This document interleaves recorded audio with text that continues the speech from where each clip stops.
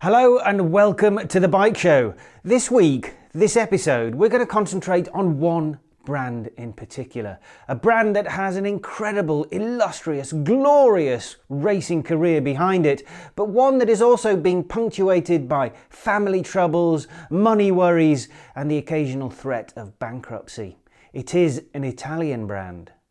In fact, it could be any Italian brand with that kind of drama behind it, but it is in fact MV Agusta. But before we get to the story of how it got to where it is right now, let's cross over to Don, who is with one of its latest models. A real, true, rare, genuine beauty. Welcome folks to what is the strangest motorcycle released this year, and indeed probably this decade. This alien creature is the 400,000 Rand MV Agusta Superveloce, and to explain it, we turn to a somewhat surprising source. Now, normally we kind of ignore the blurbs from manufacturers about motorcycles because they're utter nonsense. But the one from MV Agusta about this bike is a little different. Here it goes. A modern interpretation of the iconic stylistic concept of MV Augusta. A fusion of vintage and contemporary ensures that the future incorporates the memories of good times gone by. That's pretty spot on. Those days gone by refer to the 60s and 70s when MV Augusta were the #1 name in Grand Prix racing, with such prestigious names as John Surtees, Gary Hocking, Mike Halewood, Phil Reed, and of course the most successful Grand Prix racer ever, Giacomo Agostini, turning laps on their machines. And you can see those influences in this bike. Look at the shape of the front fairing. Apart from the coloring, which is just classic racing MV Augusta, you can see that shape of the old Agostini race bike. Also in the rear, the tailpiece, you can see it looks kind of like that single-seater unit, like Agostini would be sitting actually there, and the back you can almost see the kind of rounded sort of look about it that Agostini's bike has. Also, you'll notice there's a leather strap over the tank. Now, many people would maybe think that's an unmentionable in family circles, but that is how they used to hold the tank down back in Agostini's days. This actual tank is not held down by the strap. It's got, bolts and stuff, but it looks good. Also, as a more functional thing for riders, it means you don't need to buy a tank pad. That's nice. Then you got the futuristic look. I mean, there's sort of this round kind of LED headlight that twinned with that round taillight over there, this weird tiara thing, all the bits and shapes and pieces. It just looks kind of UFO, like Italian version of Doctor Who or something. I absolutely love it. There's more. Note the way there are no visible fasteners, giving the fairing an even more futuristic appeal. It is one of those motorcycles where the more you look at it, the more splendor you see.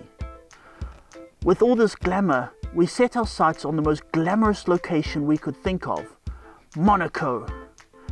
Sadly, Monaco wasn't exactly available to us, so we went to South Africa's Monaco, Hartbeespoort.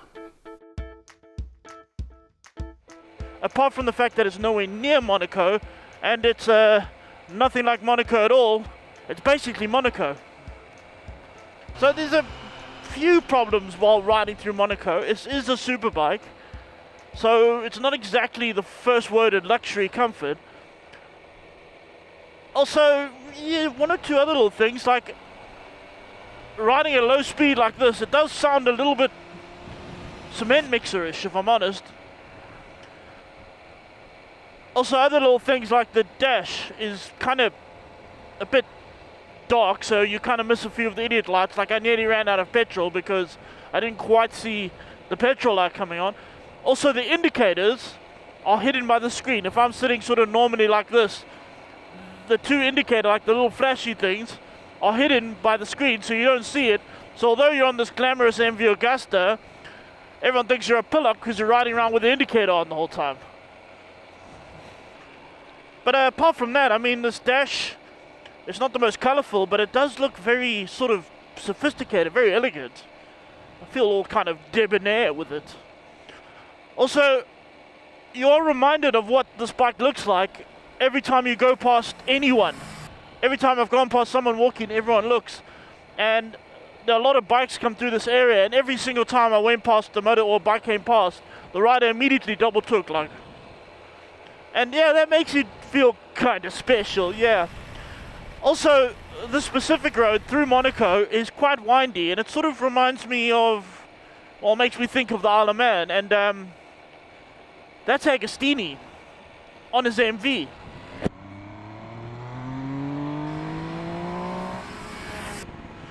Oh, yes! Through the buildings! Feeling all godly. This bike is so light, it really is. It turns on a dime, you don't even have to think about it, it just goes in, and that sound off the walls. Haha. Although, think about the Isle of Man, some of it is through the town, a lot of it is through big open bits, so shall we go find some big open bits? And so we headed to the new motorway crossing the Galiesberg Mountains, denoting a new main route between Joburg and Rustenburg. It's fresh, it's straight, and it's empty.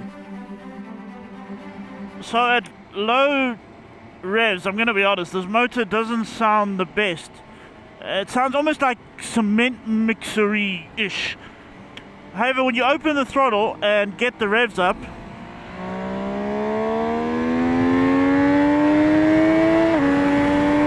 oh, listen to that!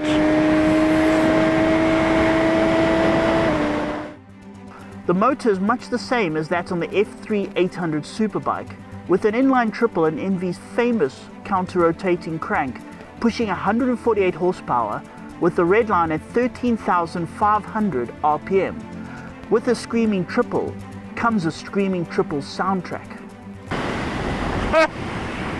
That is a sound that'll tempt sailors to the rocks. That is a sound that stirs the soul. That is, I'm pretty sure, the sound, well, I don't know what sound Agostini was listening to when he was riding his bike, but, because I wasn't like a little bit born at the time, but I'm pretty sure he had a sound that stirred his soul, something like that. What's interesting is that this bike isn't, and it's not that fast, you know, like outright world superbike, you know, big liter superbike fast, but it just gives the feeling of being fast, and that's sort of the important thing. Also, it's very stable. I don't know quite how they did it. That's that forward rotating crank and everything. We got the dragster that just wants to wheelie and jump. This thing is really planted, really planted. So we've experienced the MV Agustini, Isle of Man, town roads and open bits. But what about the most famous Isle of Man feature of all? The mountain. It's so nippy. It's an F3. I mean, we know the F3 turns really well, but it's nice to be reminded of that. It's weird. It's got two like things going for it. It's so nippy. It flips on a dime, and it's so stable at the same time. Plus, on this exact model, the fuel mapping's been redone, so it's a lot smoother. You've got so much control through these corners. And then you get out of the corner, you open. Ha-ha! The Superveloce sticks to the Italian Mazzocchi front forks with a Sachs rear shock, something many people might criticize. However, there's no fancy Öhlins. I mean, not like the suspension on here is terrible, but it's not Öhlins. But right here on this roller coaster Isle of Man in South Africa, I can't tell the difference. Auto flip down. Over the rise. Oh! Front wheel up. another criticism would be the lack of a 6-axis IMU, meaning no cornering ABS and a less precise traction control. But again, on this model, we don't think anyone really gives a damn. Ho ho, that sound! It does two things. It makes me feel like I'm going faster than I actually am, and it makes me want to go faster than I actually am, and I love that. However, despite no IMU, the Superveloce is not entirely bereft of new technology. That's cool. The dash connects to my phone, tells me Then I got messages. Dear Mr. Fourie, we would like to chat to you about your outstanding amount on your account value. Anyway. Whatever misgivings you could blame the Superveloce for, it is still a fantastic ride, full of drama, excitement and joy. And open up! Ho ho! Yeah! However, what makes this motorcycle truly unique is that the entire package of glamour and appeal makes the rider feel like a king for the day, or any day it leaves the garage. The fact that it is also a good ride is just a bonus.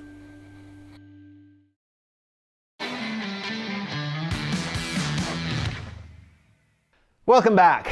Before the break, Don was riding the beautiful Superveloce from MV Augusta, and I am very jealous, and I'm sure pretty much most of you are as well. Maybe you're fortunate enough, though, to have the financial wherewithal to buy one, but would you? Like all small volume manufacturers, MV Agusta has had its fair share of problems over the years, so is that still a factor you should consider in 2020? Let's begin with a little history. The beginning of this epic tale is all the way back in 1879 when Count Giovanni Augusta was born. This Sicilian built his first plane only 4 years after the Wright brothers first flew theirs in 1903, and he went on to form the Augusta aircraft manufacturer in 1923. He died in 1927 and his 4 sons ran the business, including son number 1, Count Domenico Augusta. Business was good. Everybody wanted planes and Italy was an industrial powerhouse. Then came along World War II, and at its conclusion in 1945 the Italians were forbidden from making any planes. Domenico obviously desperately needed to find work for his factory, so he started making boats and buses, and a year later motorbikes, the first of which was the MV 98. The Count had a passion for bike racing and effectively made production bikes as a way to finance his factory MV racing efforts. The team was successful pretty much immediately, and this at a time Grand Prix was taking shape into the 125, 250 and 500 classes with which so many of us are now familiar. 1952 saw the 125 take a first TT victory and MV's first World Championship, and it marked the first Grand Prix victory for the 500, which very fittingly for Domenico came at the Monza circuit. Significant as these victories undoubtedly were, more important still in 1952 was an agreement for the factory to produce helicopters under license from Bell. He would go on to organise similar deals with Sikorsky, Boeing and McDonnell Douglas. Building helicopters made the Count very rich indeed, and allowed him to finance his passion for racing. Bike production from this time on tended to be in relatively small numbers, even as they helped establish legends such as Mike Hellwood and Giacomo Agostini. They stacked up the World Championships, and the company even dabbled in other engineering projects, including a car and a hovercraft. A glittering, almost unbelievably glorious 2 decades at the top of racing began to decline with the death of Count Domenico in 1971, and MV Augusta won its last Grand Prix in 1976. The last bike that came out for actual public consumption rolled off the production line in 1980. But MV wasn't dead yet, because successful Italian industrial magnate Castiglione managed to buy the rights to MV Augusta. He had, with his brother, tried to buy the MV racing team back in 1976, but the deal never materialised and he went on to form Cagiva. That became Italy's most successful bike manufacturer, pumping out over 40,000 units a year. At this time, Castiglione also owned, along with Cagiva, Motomarini, Ducati and Husqvarna, which he would later sell to BMW. The MV Agusta brand came back to life with the F4 750 Serie Oro in 1999. And it's a bike I was privileged enough to ride after some guys from the factory delivered it to the magazine I was working for in London at the time. They'd driven it in the back of a van, driving through the night so we could hit a deadline and get it on our front cover and ace all the other magazines in the UK at the time. I happened to see that front cover a couple of years ago, and it was framed in the hallway outside the CEO's office at the MV factory in Varese. The 750 became the 1000cc F4 in 2004, which is also the same year everything started going just a bit pear-shaped for MV. Money troubles for the parent Cagiva Group meant Castiglione had to sell 65% of the shares to a Malaysian car maker by the name of Proton, which racked him up a cool 70 million euros. 1 year later, though, Proton sold those shares to an Italian investment group for the massive sum of €1. In 2008, Castiglione still had big money problems, and so Harley-Davidson ended up buying Cagiva for $109 million. He remained president, and Harley-Davidson invested another $40 million in paying off debts and upgrading production facilities, and then in 2010 he bought the whole lot back for, yep, you guessed it, €1. Using the Proton and Harley-Davidson money for manufacturing upgrades, MV Agusta was now able to produce the new generation F4 engine, and sales started to grow significantly. Unfortunately, Claudio Castiglione died in 2011, and the company passed on to his son Giovanni, who oversaw in 2012 the debut of the new 675cc 3-cylinder F3. In the space of 5 years, MV effectively triples its output from around 3,000 bikes a year to almost 10,000.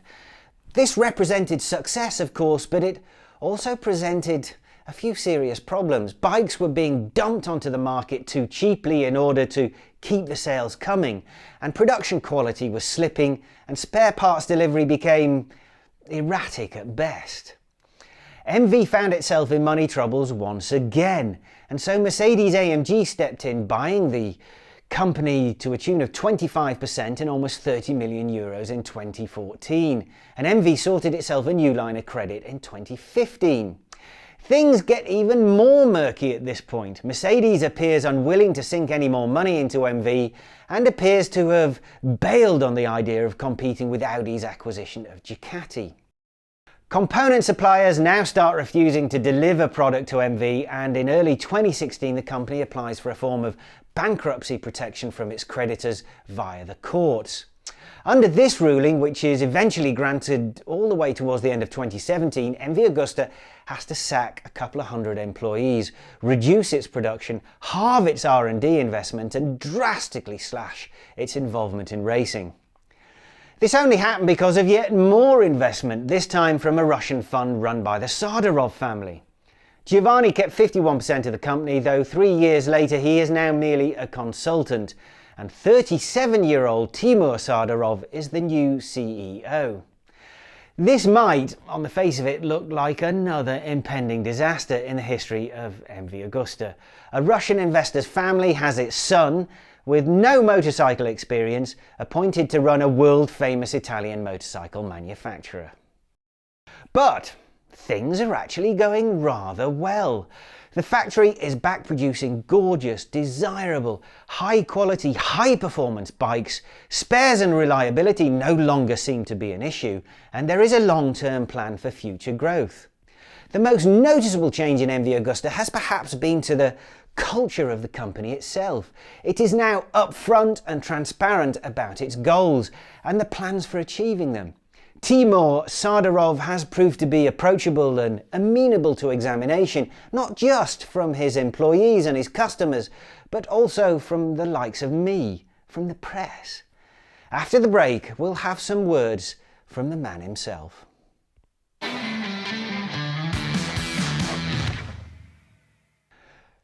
Welcome back to this third and final part of the show. We've been taking a good look at MV Agusta, starting with Don, who rode the incredible Superveloce. We've had a look at the history and where the company is at present, and we've talked about its new CEO. So rather than listen to any more of me, let's listen to him. I built the company to support inspiring ideas, inspiring entrepreneurs, and that's how I ended up in MV. So first I supported its restructuring plan, and then I had to take it over and grow it myself. Just by doing normal work, just by being a modern brand with its transparency, efficiency, and the customer satisfaction. Our focus is to build our new community and prove to be a reliable partner, and that will reduce the cost and of ownership and reduce any fear. No, he is not. He left the company just before the end of the year, and he is pursuing his own interest, and we wish him good luck. Adrian Morton did a lot of great job and great work and passed a lot of character into MV products over the last 20 years, but it's time to move on from each other. And Adrian now is pursuing his own career, and we'll continue working with him, but more on a consultancy basis. And what MV right now needs, it's a professional team to execute multiple projects in the same time.